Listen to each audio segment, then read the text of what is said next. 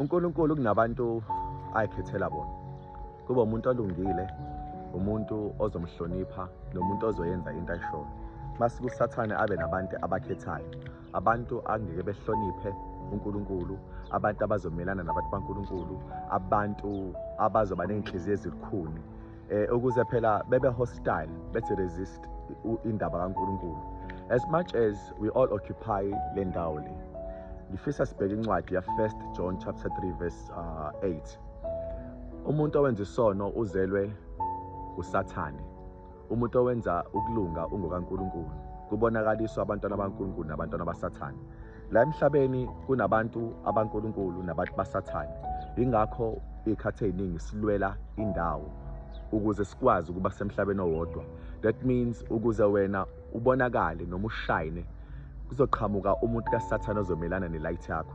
Ngeke ngithi ke kungcono izitha zomuntu uyilalele, ngoba kunezinto isitha ekisikhulume ongathanda ukuyizwa kodwa uyidinga ukuyizwa ngoba sikhuluma iqiniso. Ngale nkathi ufuna abantu bekutshene into othanda ukuyizwa, awujwayele ukukhula lapho. Ingakho ngale nkathi uNkulunkulu ekukhethile ukubeka kulabantu ababi ngezizathu ukuze bezokhuluma izinto ezibuhlungu, bezokuhlukumeza.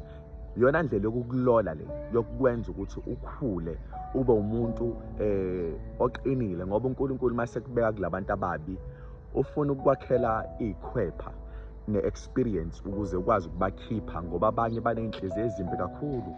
Akulula ukureach umuntu onenhliziyo embi noma elikhuni uma ngabe ungaqinanga, uma ngabe uNkulunkulu engajulanga kuwena, ngoba lo muntu uzodinga more than a revelation.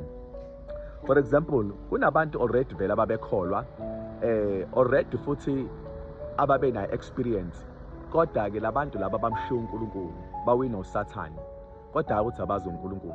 Uma kuqhamuka nje umuntu oyingane ekukholweni nomuntu ongayazi indaba kaNkulunkulu kahle hle, ngeke bekwazi ukuzuzeka labo bantu. They need something tangible, something strong ukuze ikwazi ukubakhipha, ngoba ngala kaSathane akulula ukuphuma, ngoba uSathane kunezinto azakhile abantu abayithandayo zobumnandi, zokubabamba nezinto zokubenza ukuthi kube sengathi ku-right la bekhona nto akukho right. So when you go there to take those people to the light, kuzomela ukuthi ungathi go with yourself alone, but mema le presence kaNkulunkulu with you to go and incarnate laba bantu. Yabo abanye abantu abadingi wena, badinga uNkulunkulu to intervene. For example, uPawula ubengadingi umuntu at that time, wayedinga uNkulunkulu njengoba uJesu aqhamuka. uNebukadnezar inkosi wayengadingi umuntu at that time ngenxa judgment yakhe, wayedinga uNkulunkulu ukuze intervene ukuze abantu bakhululwe.